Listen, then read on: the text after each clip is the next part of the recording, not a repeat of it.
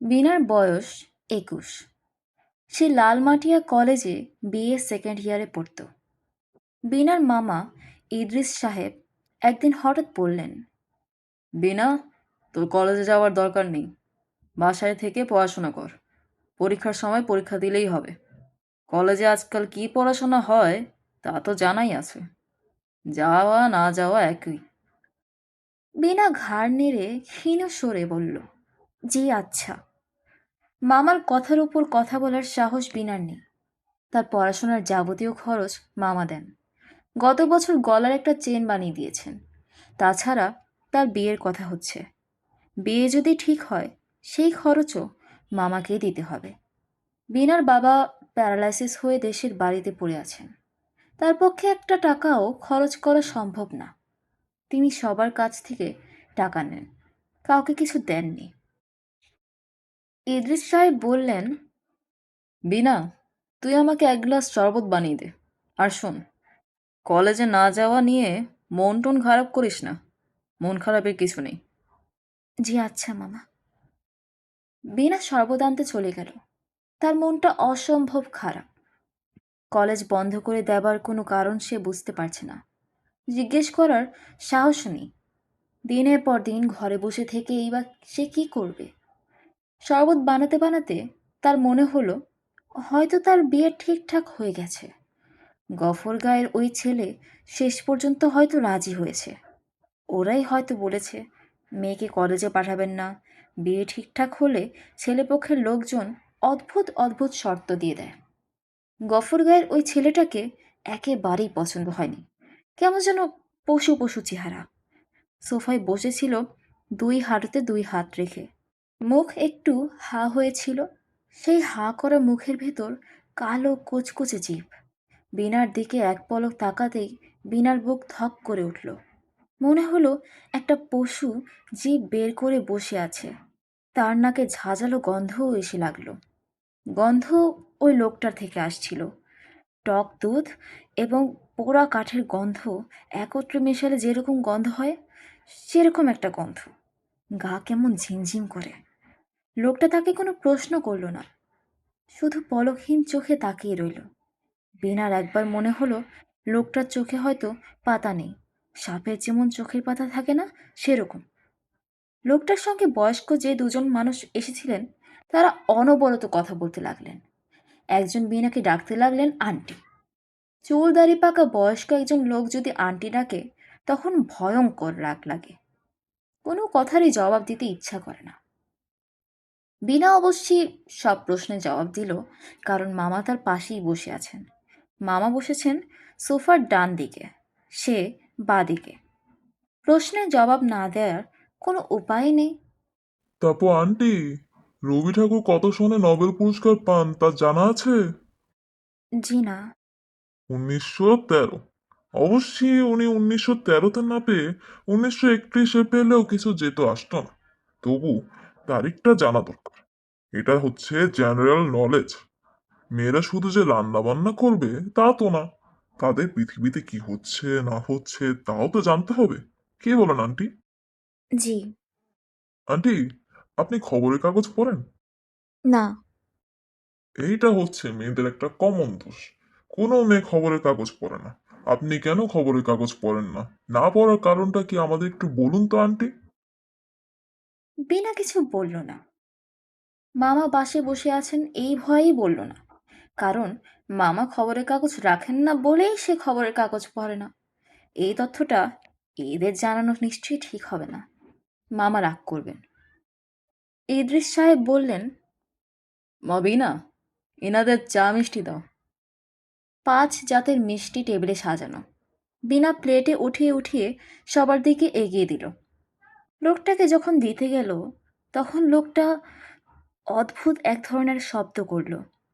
থাবার মতো বিশাল হাত বাড়িয়ে মিষ্টির থালা নিল। বিনা লক্ষ্য করল লোকটির আঙুলের নখ কালচে ধরনের। নখের মাথা পাখির নখের মতো সূচালো। বিনার গা সত্যি সত্যি কাটা দিয়ে উঠল।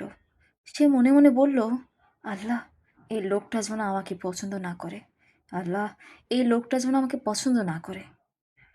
লোকটা বিনাকে পছন্দ করলো কি করলো না কিছুই বোঝা গেল না। ইদ্রিস সাহেব এই প্রসঙ্গে বাসার কারোর সঙ্গেই কোনো আলাপ করলেন না।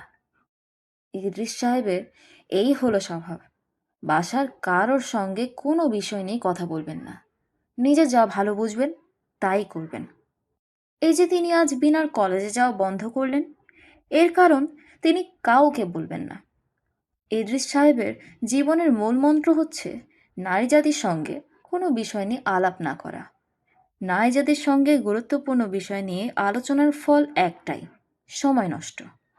কি দরকার সময় নষ্ট করার? ইদ্রিস সাহেবের বাসায় তিনি ছাড়া সবাই মেয়ে, সব মিলিয়ে 7 জন মেয়ে। ইদ্রিস সাহেবের স্ত্রী, 4 কন্যা, তার এক ছোট বোন এবং কাজের একটি মেয়ে। তার বাসায় দুটো বিড়াল থাকে, এই বিড়াল দুটিও মেয়ে বিড়াল। সঙ্গত কারণেই ইদ্রিস সাহেব বাসায় যতক্ষণ থাকেন মনমরা হয়ে থাকেন। চারদিকে মেয়ে জাতি নিয়ে বাস করতে তার ভালো লাগে না। তিনি তার ব্যবসা, তার পরিকল্পনা কিছুই কাউকে বলেন না। দিন 15 বিনার খুব ভয় ভয় কাটল। কে জানে, হয়তো লোকটা তাকে পছন্দ করে ফেলেছে। তার চেহারা এমন কিছু খারাপ না, পছন্দ করতেও পারে। রং মোটামুটি ফর্সা, চোখ দুটো মায়া মায়া, লম্বা হালকা পাতলা শরীর, সাজলে তাকে ভালোই দেখায়। পছন্দ করে ফেললে আশ্চর্য হবার কিছু নেই। বিনা বেশ কয়েকবার লজ্জার মাথা খেয়ে তার মামিকে জিজ্ঞেস করেছে, মামি, মামা কি কিছু বলেছে?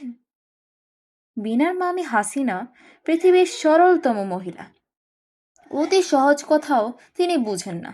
একটু ঘুরে কিছু জিজ্ঞেস করলে এমনভাবে তাকান যে মনে হয় অথই জলে পড়েছেন। বিনার সহজ প্রশ্নের উত্তরে তিনি বললেন, কিসের কথা রে? ওই যে শুক্রবারে যে আসলো। কে আসলো শুক্রবারে? 3 জন লোক আসলো না? 3 জন লোক আবার কখন আসলো? বিয়ের আলাপ নিয়ে আসলো না? ও আচ্ছা, মনে পড়েছে। না, কিছু বলেনি। তোর মামা কি কখনো কিছু বলে? হঠাৎ একদিন শুনবি বিয়ের দিন তারিখ হয়ে গেছে, তোর মামা আগে ভাগে কিছু বলবে? কোনোদিন না। মাসখানেক কেটে যাবার পরেও বিনার ভয় কাটল না।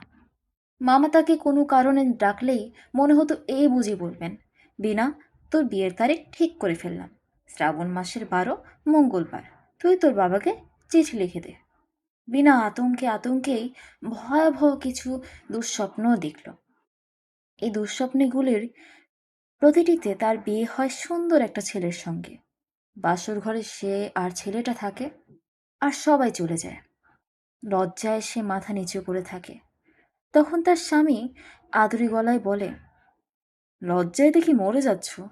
এই, দেখো না আমার দিকে, তাকাও। সে তাকায়, তাকাতেই তার গায়ের রক্ত হিম হয়ে যায়। মানুষ কোথায়? একটা কুকুরের মতো পশু থাবা গেড়ে বসে আছে। হা করা মুখের ভেতর কুচকুচে কালো একটা জিহ্বা। জিহ্বা মাঝে মাঝে মুখের ভিতর থেকে বের হয়ে আসছে। পশুটার নখ ছুচালো। তার গা থেকে টক দুধ আর পোড়া কাঠের গন্ধ ভেসে আসছে। স্বপ্নে মানুষ গন্ধ পায় না, কিন্তু বিনা এই জাতীয় স্বপ্নে গন্ধ পেত। তীব্র কটু গন্ধেই একসময় ঘুম ভেঙে যেত। প্রায় 1.5 মাস এরকম আতঙ্কে কাটল। তারপর আতঙ্ক হঠাৎ করেই কেটে গেল। কারণ ইদ্রিস সাহেব এক ছুটির দিনের দুপুরে ভাত খেতে খেতে বললেন, বিয়েটা ভেঙে দিলাম। হাসিনা বললেন, কার বিয়ে ভেঙে দিলে? বিনার। ওই যে 3 জন এসেছিল শুক্রবারে, খুব চাপাচাপি করছিল। মেয়ে নাকি তাদের খুব পছন্দ। ওদের বাড়ির অবস্থা ভালো, গফর গায়ে কাপড়ে ব্যবসা আছে, গ্রামের বাড়িতে ধান ভাঙার কল দিয়েছে, বড় বড় আত্মীয় স্বজন। তাহলে বিয়ে ভেঙে দিলে যে? ছেলের গায়ে বিশ্রী গন্ধ, ঘোড়ার আস্তা বলে গেলে যেমন গন্ধ পাওয়া যায় সেই রকম। যে কবার এই ছেলে আমার কাছে এসেছে এরকম গন্ধ পেয়েছি। কি দরকার? হাসিনা দুঃখিত মুখ করে বললেন, আহা, গন্ধের জন্য বিয়েটা বাতিল করে দিলে? ভালো মতো সাবান দিয়ে গোসল দিলেই তো গন্ধ চলে যায়। ইদ্রিস কড়া গলায় বললেন, যা বোঝো না তা নিয়ে কথা বলবে না। তুমি রোজ গিয়ে গোসল করে আসবে নাকি? মেয়ে ছেলে মেয়ে ছেলের মতো থাকবে, সব কিছুর মধ্যে কথা বলবে না। রাগ করছো কেন? রাগ করার মতো কি বললাম? চুপ, আর একটাও কথা না। ইদ্রিস সাহেবের দুর্ব্যবহারে হাসিনা কাঁদতে বসেন। তবে বিনার আনন্দের সীমা থাকে না। যাক, শেষ পর্যন্ত লোকটির সঙ্গে বিয়ে হচ্ছে না। মামার প্রতি কৃতজ্ঞতায় বিনার মন ভরে যায়। মামা কথা না বললেও মানুষ খারাপ না। কে জানে, এই যে তাকে কলেজে যেতে নিষেধ করেছেন, এরও কোনো ভালো দিক নিশ্চয়ই আছে। মামা যদি শুধু কারণটা বলতেন, কিন্তু মামা বলবেন না। অদ্ভুত মানুষ। নিতান্তই আকস্মিকভাবে বিনা তার কলেজ বন্ধ হবার রহস্য জেনে ফেলল। ইদ্রিস সাহেব বিনার বাবাকে চিঠিতে কারণটা জানিয়েছেন। খামে ভরার আগে এই চিঠি বিনা পড়ে ফেলল। পাক জনবেশু দুলাভাই, আমার সালাম জানিবেন। পর সমাচার এই যে বিনার কলেজ যাওয়া একটি বিশেষ কারণে বন্ধ করিতে হইয়াছে। বিনা ইহাতে কিঞ্চিত মনে কষ্ট পাইয়াছে, কিন্তু ইহা ছাড়া অন্য উপায় দেখিলাম না। এখন আপনাকে কারণ বলিতেছি। জোবেদ আলী নামক গফরগাঁয়ের জনৈক যুবকের সহিত বিনার বিবাহের আলাপ হইয়াছিল। পাত্রপক্ষের, বিশেষ করিয়া পাত্রের, বিনাকে খুবই পছন্দ হইয়াছিল। একটি বিশেষ কারণে বিবাহের প্রস্তাব বাতিল করিয়া দিতে হইয়াছে। এখন কিছুটা সমস্যা দেখা দিয়াছে। উক্ত জোবেদ আলী প্রায়শই বিনাকে অনুসরণ করিয়া কলেজ পর্যন্ত যায়। ইহা আমার কাছে অত্যন্ত সন্দেহজনক বলিয়া মনে হইল। আজকালকার ছেলেদের মতিগতির কোনো ঠিক নাই। একবার যদি অ্যাসিড জাতীয় কিছু দেয়, তাহা হইলে সর্বনাশে কোনো শেষ থাকিবে না। যাহা হোক, আপনি তাহার বিয়ে পরীক্ষা নিয়া কোনো চিন্তা করিবেন না। আমি কলেজে প্রিন্সিপালের সহিত আলাপ করিয়াছি। তিনিও বলিয়াছেন কোনো অসুবিধা হইবে না। আগেকার মতো কলেজগুলি পার্সেন্টেজ নিয়ে ঝামেলা করে না। আপনার শরীরের হাল অবস্থা এখন কি?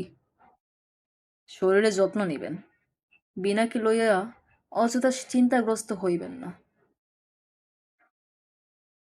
চিঠি পড়ে বিনার গা কাঁপতে লাগল। কি সর্বনাশের কথা! ওই লোক তার পেছনে পেছনে যায়।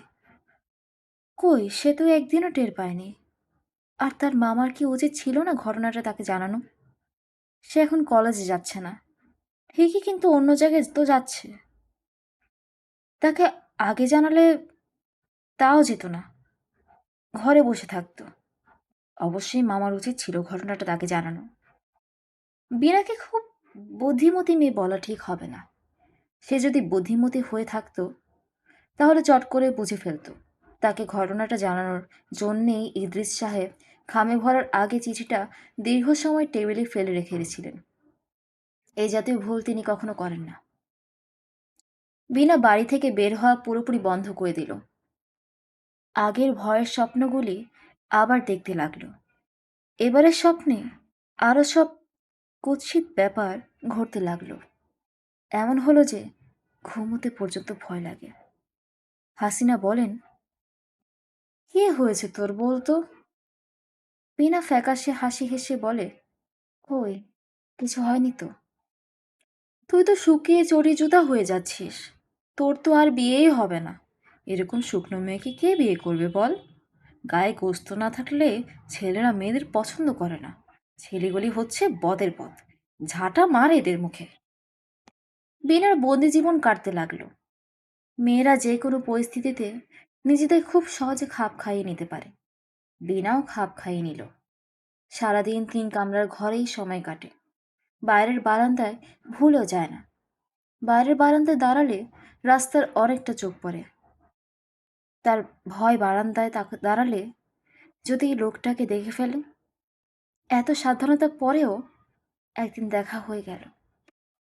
বারান্দায় কাপড় শুকাতে দেয়া হয়েছে। হাসিনা বললেন, বৃষ্টি এসেছে, কাপড়গুলো নিয়ে আয় তো বিনা। বিনা কাপড় আনতে গিয়ে পাথরের মতো জমে গেল। বাড়ির সামনের রাস্তাটার অপর পাশে জারুল গাছের নিচে লোকটা দাঁড়িয়ে আছে, তাকিয়ে আছে বিনার দিকে। মুখ হা হয়ে আছে, দাঁড়িয়ে আছে খানিকটা কুঁজো হয়ে। বিনাকে দেখেই সে দ্রুত রাস্তা পার হয়ে এ পাশে চলে এলো। হাত ইশারা করে কি যেন বলল। বিনা চিৎকার করে ঘরে ঢুকলো। ঘন্টা খানেকের মধ্যে তার জ্বর উঠে গেল 103। হাসিনা বললেন, এটা কেমন কথা? লোকটা তো বাঘও না ভালুকও না, তাকে দেখে এত ভয় পাওয়ার কি আছে? বিনা বিড়বিড় করে বলল, আমি জানি না মামি, কেন এত ভয় লাগছে আমি জানি না। আপনি আমাকে ধরে বসে থাকেন, কেমন যেন লাগছে মামি। ইদ্রিস সাহেব সন্ধ্যাবেলা ঘরে ফিরে সব শুনলেন, কাউকে কিছুই বললেন না। সহজ ভঙ্গিতে খাওয়া দাওয়া করলেন। বড় মেয়েকে অঙ্ক দেখিয়ে দিলেন। রাত 9:30টার সময় বললেন, একটা সুটকেসে বিনার কাপড় গুছিয়ে দাও তো। রাত 11টায় বাদরাবাদ এক্সপ্রেস। বিনাকে দেশের বাড়িতে রেখে আসি। হাসিনা হতভম্ব হয়ে বললেন, আজ রাতে? ইদ্রিস সাহেব বিরক্ত গলায় বললেন, আজ রাতে নয় তো কি পরশু রাতে নাকি? জোবেদ হারামজাদা বড় বিরক্ত করছে, আমি আরো কয়েকদিন দেখেছি। আজ রাতে যাওয়ার কি দরকার? কাল যাও। কাল যেতে পারলে আজ যেতে অসুবিধা কি? তোমরা মেয়ে মানুষরা যা বোঝো না, শুধু সেটা নিয়ে কথা বলো। কাপড় গুছিয়ে দিতে বলেছি, গুছিয়ে দাও। বিনার জ্বর। জ্বরের সঙ্গে কাপড় গোছানোর সম্পর্ক কি? কাপড় তো তুমি গোছাবে, তোমার গায়ে তো জ্বর নেই। হাসিনা কাপড় গুছিয়ে দিলেন। তার স্বামীকে তিনি চেনেন, কথাবার্তা বলে লাভ হবে না। বিনা 102.5 জ্বর নিয়ে বাহাদুরাবাদ এক্সপ্রেসে উঠল। বাড়িতে পৌঁছাতেই সেই জ্বর বেড়ে গেল 104.5। ইদ্রিস সাহেব ছুটি নিয়ে যাননি। বিনাকে রেখে পরের দিনই তাকে চলে আসতে হলো। বিনা সপ্তাহখানেক জ্বরে ভুগে কঙ্কালের মতো হয়ে গেল। মুখে রুচি নেই, যা খায় তাই বমি করে ফেলে দেয়। রাতে ঘুম হয় না, প্রায় রাতে জেগে জেগে কাটিয়ে দেয়। চোখের পাতা এক হলেই ভয়ঙ্কর সব স্বপ্ন দেখে। এই সময় তার ভয়ের অসুখ হয়। সারাক্ষণই ভয় লাগে, কোনো কারণ ছাড়াই অস্বাভাবিক ভয়। কেউ হয়তো সামনে দিয়ে গেল, অমনি বিনার বুক ধড়াস করে ওঠে। বাতাসে জানালার পাট নড়ে উঠলে বিনার হৃৎপিণ্ড লাফাতে শুরু করে। সে আতঙ্কে অস্থির হয়ে যায়। প্রচণ্ড ঘাম হয়। বিনাদের এই বসত বাড়িটা খুবই পুরানো। বিনার দাদা এক হিন্দু ব্যবসায়ীর কাছ থেকে খুব সস্তায় এই বাড়ি কিনে এনেছিলেন। অনেকখানি জায়গা নিয়ে বাড়ি। পুরো জায়গাটা দেয়াল দিয়ে ঘেরা। সংস্কারের অভাবে দেয়াল জায়গায় জায়গায় ভেঙে পড়েছে। দোতলার ঘরের বেশিরভাগই ব্যবহারের উপযোগী নয়। একতলার 3টা ঘর শুধু ব্যবহার হয়। দোতলার ঘর তালাবদ্ধ থাকে। একটা ঘরে বিনার বাবা এমদাদ সাহেব থাকেন। প্যারালাইসিসের কারণে এই ঘর থেকে বের হবার তার কোনো উপায় নেই। অন্য একটা ঘরে বিনা এবং বিনার দূরসম্পর্কের মামি মরিয়ম থাকেন। ঘরের কাজকর্ম করার জন্য বাতাসি নামের কমবয়সী একটা মেয়ে থাকে। তার চোখের অসুখ আছে, রাতে সে কিছুই দেখে না। বাড়িতে মানুষ বলতে এই 4টি প্রাণী। সন্ধ্যার পর থেকেই বিনার ভয় ভয় করে। দোতলার বারান্দায় কিসের যেন শব্দ হয়, মনে হয় খরম পড়ে কেউ যেন হাঁটে। বিনা জানে ইঁদুর শব্দ করছে, তবু তার ভয় কাটে না। দুর্বল নার্ভের কারণেই হয়তো আতঙ্কে তার শরীর কাঁপতে থাকে। সে ফিসফিস করে বলে, শব্দ মামি। মামি ঘরের কাজ করতে করতে নির্বিকার গলায় বলেন, জানি না, মনে হয় ইঁদুরের শব্দ, তাই না মামি? হইতেও পারে, আবার অন্য কিছুও হতে পারে। অন্য কিছু? সন্ধ্যাবেলা এর আর নাম নেওয়ার নাই মা। খারাপ বাতাস হইতে পারে। খারাপ বাতাস? কতদিনে পুরনো বাড়ি, উপরের ঘরগুলান খালি পইরা থাকে, কেউ বাত্তি দেয় না। ঘরে বাত্তি না দিলে খারাপ বাতাসে আনাগোনা হয়। বাতি দেন না কেন? বাতি দিলেই তো হয়। কাল থেকে রোজ সন্ধ্যায় বাতি দিবেন মামি। আচ্ছা দিমুনে, এখন ঘুমাও। বিনা শুয়ে থাকে, ঘুম আসে না।